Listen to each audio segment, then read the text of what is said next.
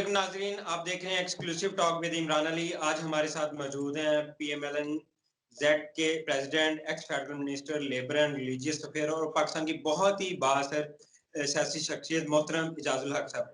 Sir बहुत शुक्रिया आपने अपना कीमती टाइम दिया। सर मेरा पहला आपसे बुनियादी सवाल कि जो पीटीआई हुकूमत ने रोज़ बढ़ती हुई महंगाई है, ये हुकूमत के लिए और इमरान खान के लिए कितना बड़ा चैलेंज है?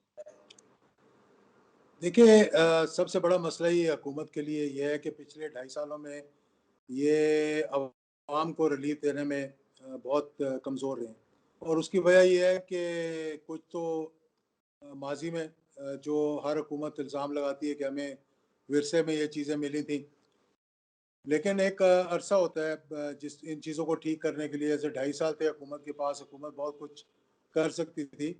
मैक्रो लेवल पर इन्होंने कुछ इकॉनमी को सही करने की कोशिश की है, यानी टेक्सटाइल इंडस्ट्री रिवाइव कर रही है, एक्सपोर्ट्स बेहतर हुई हैं। लेकिन डोमेस्टिक लेवल पे जहाँ पे मतलब कि निचली सतह पे अवाम को जहाँ रिलीफ देना चाहिए था, वहाँ पर महंगाई, बेरोज़गारी, चीनी, आटा, मतलब दालें, घी, जो चीज़ आप ले लें, पेट्रोल, गैस, बिजली, हर चीज़ की कीमतें इस कदर बढ़ गई हैं कि एक आम आदमी की दस्तरस से बाहर हो गई हैं अभी ये। तो हुकूमत जो भी हो, उसको जब तक वो पॉलिटिकली अवाम को रिलीफ नहीं देगी, उस हुकूमत को पज़ीराई अवाम में नहीं मिल सकती। सर इसके साथ ही नथी अगर हम पंजाब की बात करें तो आप माशाल्लाह सीनियर सियासतदान हैं, वफाकी वज़ीर रह चुके हैं। आपने बहुत सारे मामलात को करीब से देखा है। तो जो पंजाब में इस वक़्त गवर्नेंस हो रही है उस्मान बुज़दार के ज़रिए, आपने इससे पहले इतनी वीक गवर्नेंस कभी देखी है पंजाब में? देखिए, मैं इसको वीक गवर्नेंस नहीं कहूँगा, मैं इसको ये कहूँगा कि दोनों सतहों पे, मरकज़ में और पंजाब में टीम जो है वो बड़ी कमज़ोर है हुकूमत की। यानी वज़रा इनएक्सपीरियंस्ड हैं, वज़ीर आला भी खुद भी इनएक्सपीरियंस्ड है, वज़ीर आज़म को खुद भी स्टेट क्राफ्ट का कोई इतना ज़्यादा एक्सपीरियंस नहीं था जब आए थे। माज़ी में तो जो हुक्मरान आते रहे वो तो मतलब बारियाँ लेते आ रहे थे पिछले 35 सालों से, मतलब एक आ रहा था, एक जा रहा था। ये नए आए थे और बहुत से वादे करके आए थे और अवाम को बहुत सी उम्मीदें थी इनसे। लेकिन उन्होंने इतनी कमज़ोर टीम लगाई और मुझे समझ नहीं आई कि क्या वजह थी उसकी। मैं इसमें बुज़दार साहब को इल्ज़ाम, इतना मोर्द इल्ज़ाम नहीं ठहराऊँगा, जितना कि उस टीम को ठहराऊँगा जो उन्होंने तश्कील दी, और वो टीम मेरा ख़्याल है उनके बस में नहीं थी। वहाँ मरकज़ से पंजाब को रिमोट कंट्रोल से चलाने की कोशिश की जा रही है। और फिर कुछ इस तरह भी हुआ कि माज़ी में जितना भी हम कहें शहबाज शरीफ साहब को एक अच्छे एडमिनिस्ट्रेटर थे, मैं उनकी करप्शन की बात नहीं कर रहा, मैं उन पे इल्ज़ामात जो लगे उनकी बात नहीं कर रहा, लेकिन वो कम से कम इंतज़ामिया को खींच के रखते थे और हर वक्त एक्टिव होते थे, इफेक्टिव होते थे। फ़ौरन स्काइप पे कमिश्नर्स के साथ, डिप्टी कमिश्नर्स के साथ, डीपीओज़ के साथ राब्ते में रहते थे। अब मौजूदा सूरत हाल में ये है कि क्योंकि ये कमज़ोर हुकूमत है और एक कोलिशन हुकूमत है, कोलिशन हुकूमतें हमेशा कमज़ोर होती हैं। माज़ी में ये हुआ कि पंजाब के अंदर जब पीएमएलएन को हुकूमत मिली तो 2 तिहाई अक्सरियत के साथ मिलती रही उनको, और जब भी उन्होंने पिछली हुकूमत में 2013 से लेकर मैं 18 तक जब उनकी हुकूमत थी, वो इतनी मजबूत नहीं थी। तो उसमें भी उनको फिर कॉम्प्रोमाइज़ बहुत से करने पड़ रहे थे। और फिर होता ये है कि उनके अपने वुज़रा और जो इंडिपेंडेंट उनके साथ लगे हुए थे, वो फिर एक किस्म का ब्लैकमेलिंग पे उतर जाते हैं जी कि हमारा ये डीपीओ लगाएँ, हमारा ये डीसीओ लगाएँ, और उससे फिर काम जो है वो ख़राब होते हैं। आप उस इंतज़ामिया को से एक फ़ायदा उठाते हैं तो वो 10 फ़ायदे अपने लिए उठाते हैं। तो यहाँ सर पर एक कमज़ोरी है जो जिसको दूर करने की ज़रूरत है। सर एनए 75 डस्का में दोबारा इलेक्शन का सुप्रीम कोर्ट ने कह दिया। पहले तहरीक इंसाफ हुकूमत का बयानिया था कि हमने बिल्कुल साफ और शफाफ इलेक्शन करवाया, लेकिन उनका बयानिया एक तो सुप्रीम कोर्ट ने रद्द कर दिया। सर दूसरा ये फरमाइएगा कि अब हुकूमत सोच रही है कि फौज को तलब किया जाए। आप क्या समझते हैं कि अगर फौज आ जाएगी तो फौज को मुतनाज़ा नहीं किया जाएगा? अगर पीएमएलएन या पीटीआई फिर इलेक्शन कोई भी जमात जो हारेगी, वो तो फौज को मुतनाज़ा कर देगी। देखें, पहली बात तो ये है कि जो कुछ डस्का में हुआ वो दोनों जमातों की मतलब के तरफ से ये हुआ था। हुकूमत ने भी कुछ वहाँ पर गड़बड़ करवाने की कोशिश की होगी, तो अपोजिशन ने भी गड़बड़ करवाने की कोशिश की। अब ये जो लोग गायब हो गए और फिर नहीं मिले, अब वो समझ नहीं आ रही कि क्या मसला वहाँ पर क्या था। बहरहाल सुप्रीम कोर्ट ने एक अच्छा फैसला कर दिया कि दोबारा इलेक्शंस जो कहा है हुकूमत को कि आप करवाएं। अब फौज को वहाँ बुलाना है या नहीं बुलाना, ये अब हुकूमत की पर नहीं रह गया। इसमें ऑपोजिशन को या जो पार्टियां वहाँ इलेक्शन लड़ रही हैं, अगर वो समझती हैं कि लॉ एंड ऑर्डर को मेंटेन करने के लिए वहाँ फौज की ज़रूरत है, तो फौज को रिक्वेस्ट किया जा सकता है। लेकिन अगर एक तरफा हुआ और ऑपोजिशन कहे जी हमने फौज को नहीं बुलाना और हुकूमत फौज को भेजेगी, तो फिर फौज मुतनाज़ हो जाएगी। सर, हमारे क्या सिविलियन जो इदारे हैं इतने वीक हैं, या हम पिछले 70 सालों में उनको इतना मजबूत नहीं कर सके कि एक हलके में ज़िमनी इलेक्शन भी नहीं वो करवा सकते, वहाँ भी फ़ौज तलब करनी पड़ती? देखिए, ये तो हमेशा से ही एक विशिष्ट सर्कल है जिसको हम दूर नहीं कर सके, क्योंकि हमने कभी भी साफ और शफाफ इंतखाबात इस मुल्क के अंदर होते हुए नहीं देखे। हमेशा सिलेक्टेड ही मामलात रहे हैं इस मुल्क के अंदर। और ये मैं बड़े दुख के साथ कह रहा हूँ, ये जो कुछ है, मैं खुद इस दफ़ा इलेक्शन नहीं जीत सका और मुझे बहुत से एतराज़ात थे। जब मैं जीत गया था, इससे पहले 2008 में हम इलेक्शन हार गए थे, फिर 2013 में जीत गए और फिर हम 2018 में, जिस तरह से पिछला इलेक्शन हुआ है, इस किस्म का मैंने इलेक्शन अपनी ज़िंदगी में नहीं देखा। और जो लोग कहते हैं कि भाई ये गड़बड़ हुई है, इसमें कोई शक नहीं कि गड़बड़ हुई है। मैं किसी को ब्लेम नहीं कर रहा कि किसने वो गड़बड़ करवाई है, लेकिन एक तरफ से तो चलते आए, शुरू हुए और एक ही पार्टी को सारी सीटें देते आए और फिर जाके देखा कि ये तो बड़ा मुतनाज़ काम हो जाएगा, तो फिर दूसरी जमात को देने शुरू कर दिए। रास्ते में नहीं उन्होंने देखा कौन आ रहा है कौन नहीं आ रहा।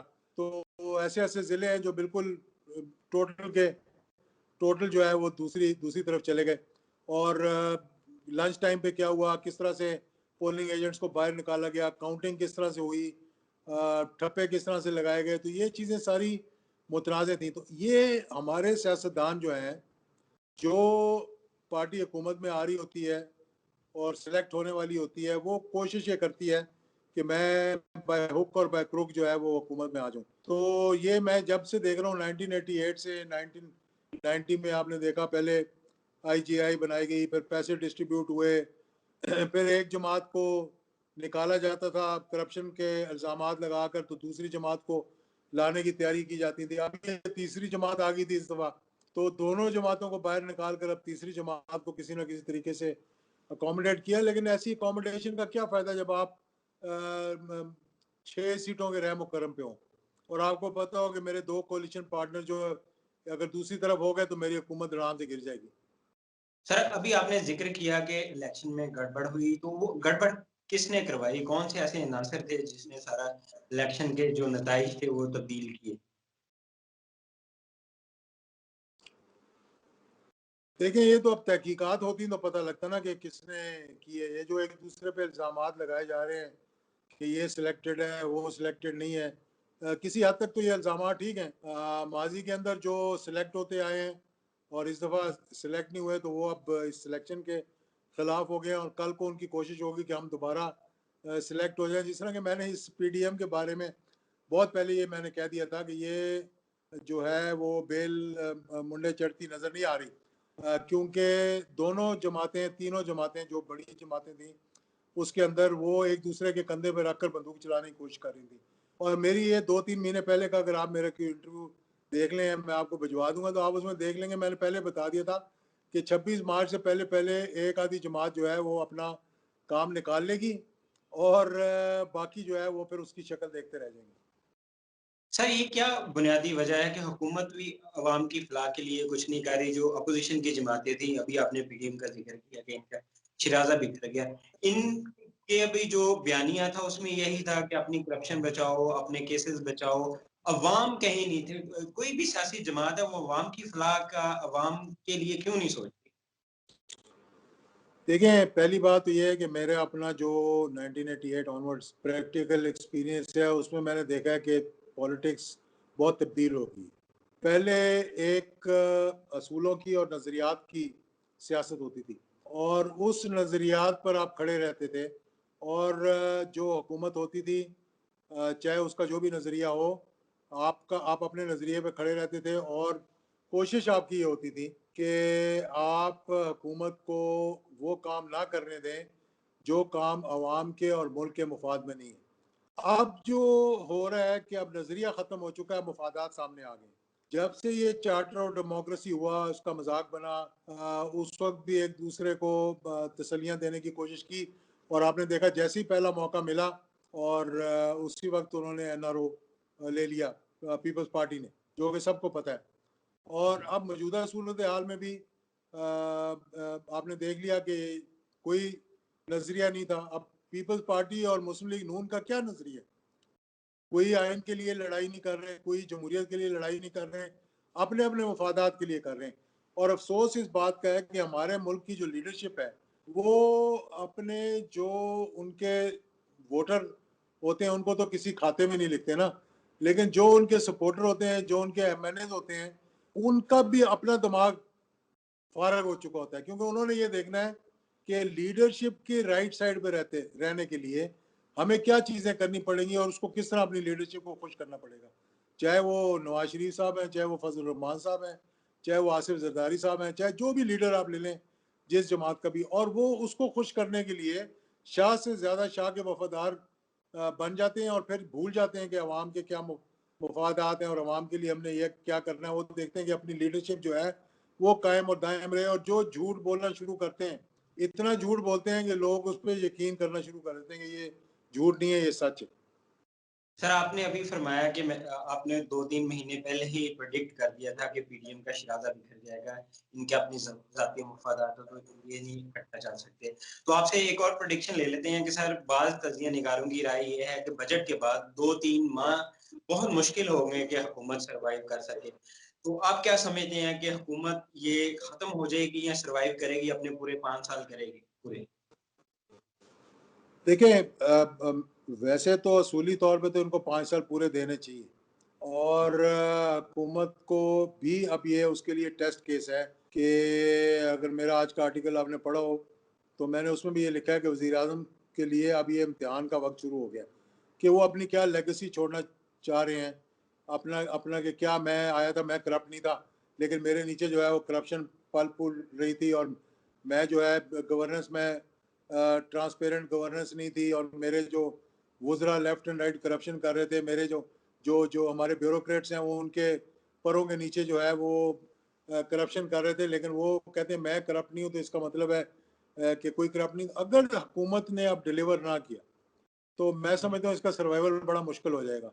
लेकिन अफ़सोस मुझे इस बात पे करना पड़ रहा है कि पहले जब 2 पार्टी सिस्टम हुआ करता था, 2 ही पार्टियाँ होती थी, बाकी तो जी। बीच में कोई चुंगे में आ जाए तो आ जाए। तो एक पार्टी के जब ख़त्म होती थी तो दूसरी पार्टी के साथ एस्टेब्लिशमेंट के राब्ते शुरू हो जाते थे। और अब ये है कि दोनों पार्टियाँ नहीं बल्कि 11 की 11 पार्टियाँ जो ऑपोज़िशन की सिवाय चंद एक के, वो ऑपोज़िशन में बैठी हुई हैं, लेकिन वो भी साथ में एक-दूसरे के साथ मुख़लिस नहीं है। तो हुकूमत को अगर चलाना है, खान साहब ने एक अच्छा अपना लेगेसी छोड़ के जानी है और अगले इलेक्शन में कामयाबी अगर उन्होंने लेनी है तो उनको फिर डिलीवर करना पड़ेगा। अपने अच्छी टीम को सामने लाना पड़ेगा, ब्लैकमेलिंग से बचना पड़ेगा, और अगर वो समझ रहे हैं कि मैं हुकूमत नहीं कर सक रहा और मेरे पे इतने प्रेशर्स हैं, तो उनको चाहिए असेंबलियाँ तोड़ के दोबारा इलेक्शन करवा दें। सर, मुक़्तदर हलकों के बहुत करीब आपको समझा जाता है। जो हुकूमत की बैड गवर्नेंस है, इनकॉम्पिटेंस है, इस हवाले से हमारे इदारों में क्या राय पाई जाती है? देखिए, अदारे जो है वो चाहते हैं कि जमहूरियत जो है वो चले। जब तक आप अदारों को खुद छेड़खानी ना करें और अदारों को अपने मतलब राइट साइड से हटाकर लेफ्ट साइड पे ना डाल लें और बिला वजह आप वो काम ना करें जो कि मुल्क के मुफाद में नहीं है, तो अदारे नहीं चाहेंगे कि जमहूरियत जो है वो डीरेल हो। और अगर आप माजी में जिस तरह देखें, हर मुल्क के अंदर ये समझने की बात है, जो एक आम आदमी यहाँ पे नहीं समझता, कि हर मुल्क की एजेंसीज और सिक्योरिटी एजेंसीज का एक इनपुट होता है, चाहे वो फॉरेन पॉलिसी में हो, चाहे वो आपकी स्ट्रेटेजिक पॉलिसीज में हो, चाहे वो आपकी डिफेंस पॉलिसीज में हो, और चाहे वो आपकी, अब मैं इस हद तक जाऊंगा कि इकोनॉमिक पॉलिसी में भी हो, क्योंकि आपको इकोनॉमिक मफादात भी जियो पोलिटिकल जो स्ट्रेटेजिक आपके मामलात हैं उनको देख के करने पड़ेंगे। अभी आपने देखा हाल ही में जो हुकूमत ने किया कि एक टेस्टर लगाने की कोशिश की है अवाम को, कि एक दिन वजीर आजम जो कि खुद कॉमर्स मिनिस्टर हैं, उनके पास चार्ज है इसका, वो एक समरी उनकी तरफ से जाती है ईसीसी में, और ओवरनाइट यानी हम दंग रह गए देख कर के जी भारत से अब चीनी भी आएगी, भारत से जो है वो कॉटन भी आएगी, और भारत से जो है वो धागा भी आएगा, प्याज आलू और ये जो बाकी चीज़ें हो तो पहले भी आती जाती रही हैं और अब भी थोड़ी बहुत आ रही होंगी। तो ये चीज़ें जो हैं इनमें आपको अपना स्ट्रेटेजिक इंटरेस्ट सामने रखते हुए तमाम जो स्टेक होल्डर्स हैं उनसे इनपुट लेकर फिर पॉलिसीज बनानी पड़ती हैं। सर फॉरेन पॉलिसी की बात की तो आपके जो सऊदी अरब की रॉयल फैमिली है उनके साथ बड़े करीबी ताल्लुकात हैं। तो सऊदी वजीर खारजा मोहम्मद बिन फरहान ने ये फरमाया कि इसराइल के साथ ताल्लुकात से खित्ते में फ़ायदा होगा। अगर इसराइल को सऊदी अरेबिया तस्लीम कर लेता है तो पाकिस्तान पे कितना दबाव बढ़ेगा इसराइल को तस्लीम करने के लिए? देखिए, पाकिस्तान पे ऑलरेडी दबाव डालने की कोशिश की जा रही है और बहुत से तरीक़ों से दबाव डालने की कोशिश की जा रही है। इसराइल जो है इस वक़्त जो एट्रोसिटीज़ और रियासती दहशतगर्दी कश्मीर के अंदर हिंदुस्तान कर रहा है, उसमें जो एडवाइज़र हैं उनके, जिन्होंने उनको तरीक़ा सिखाया है, जिन्होंने इन रियासती दहशतगर्दी के तरीके सिखाए हैं, वो इसराइल था। सऊदी अरेबिया के अपने मफादात हैं, देखिए हर मुल्क के अपने मफादात होते हैं। हर मुल्क ने अपने मफादात को सामने रखते हुए, अपनी सिक्योरिटी को मद्देनज़र रखते हुए, अपने अवाम को मद्देनज़र रखते हुए, अब ये जो यूएई और बहरीन और इस तरह के एक दो और ममालिक ने जो इसराइल को तस्लीम किया है, लाजिम बात है ये आइसोलेटेड नहीं थी उनकी पॉलिसी जो थी। इसमें लाजिम बात है आशीर्वाद होगी उनके दोस्तों की भी और उनके सपोर्टर्स की भी, और उनकी ख्वाहिश होगी कि जनाब पाकिस्तान जो है वो भी इसराइल को तस्लीम कर ले। तो पाकिस्तान किस तरह इसराइल को तस्लीम कर सकता है जबकि फ़लस्तीनियों के साथ वो हो रहा हो जो दुनिया में मेरे ख्याल में कहीं नहीं हो रहा। और जिस तरह से उन्होंने पिछले 48 सन 48 से लेकर अब तक उनके फ़लस्तीनियों के साथ जो कुछ उन्होंने किया है, तो इसमें पाकिस्तान को अपने मफादात को सामने रखना है और इसराइल ने अपने मफादात को सामने रखना है, और हिंदुस्तान ने, देखिए अब हिंदुस्तान का और हमारे जो दोस्त ममालिक हैं अरब जो कि इसराइल के साथ पींगे बढ़ा रहे हैं, उनका एक नेक्सस अब बनता जा रहा है इकोनॉमिक मफादात की वजह से या किसी और वजह से, या अमेरिका जो नए एक शोशा छोड़ा जा रहा है जिसको आप कह रहे हैं जियो इकोनॉमिक्स, कि जियो पॉलिटिकल का वक्त गुजर गया। अभी आपने पता नहीं हाल ही में वो जो एक security dialogue, Islamabad security dialogue हुआ था, उसमें अगर आपने कैमरॉन मंटर जो यहाँ पे सफ़ीर रह गए उनकी अगर बातचीत सुनी हो, तो मुझे दुख भी हुआ और मुझे शर्म भी आई कि हमारे लोग वहाँ बैठकर वो गुफ्तगू सुनते रहे और किसी में हिम्मत नहीं हुई कि उसका जवाब देते, जो कह रहा था कि अब 72 साल के बाद अमेरिका में पाकिस्तान की अफादियत नहीं रही और पाकिस्तान के बारे में उनको इतनी परवाह नहीं है। मैं उन्हें बताना चाहता हूँ कि अल्हम्दुलिल्लाह पाकिस्तान की अफादियत जो है वो क़यामत तक रहेगी, क्योंकि अल्लाह ताला ने इस खित्ते के अंदर हमें वो मुकाम दे दिया है, वो स्ट्रेटेजिक पोजीशन दे दी है जिसको अमेरिका चाहे अफगानिस्तान को अबैंडन करके भी चला जाए, पीछे सेंट्रल एशिया है, पीछे रशिया है, इस तरफ चाइना है, ईरान है और हिंदुस्तान है। पाकिस्तान की इस खित्ते में एक पोजीशन ऐसी है कि जिसको इग्नोर नहीं किया जा सकता, क्योंकि all roads to Afghanistan and central Asia they go through Pakistan. तो ये इस किस्म की बातें करना जी कि पाकिस्तान की अफादियत ख़त्म हो गई है, अब अमेरिका को परवाह नहीं है, उन्होंने अब जियो पोलिटिकल जो है वो छोड़, और हमारे वज़ीर ख़ारजा साहब ने भी अभी हंगरी डायलॉग हुआ है, वहाँ पर कोई बात मैं उनकी सुन रहा था, वो भी ये बता रहे थे कि हम अब जियो पॉलिटिक्स से हटकर जियो इकोनॉमिक में जा रहे हैं। भाई जियो इकोनॉमिक्स क्या है? मतलब ये है कि आपको सी पैक से दूर ले जाने की कोशिश की जा रही है।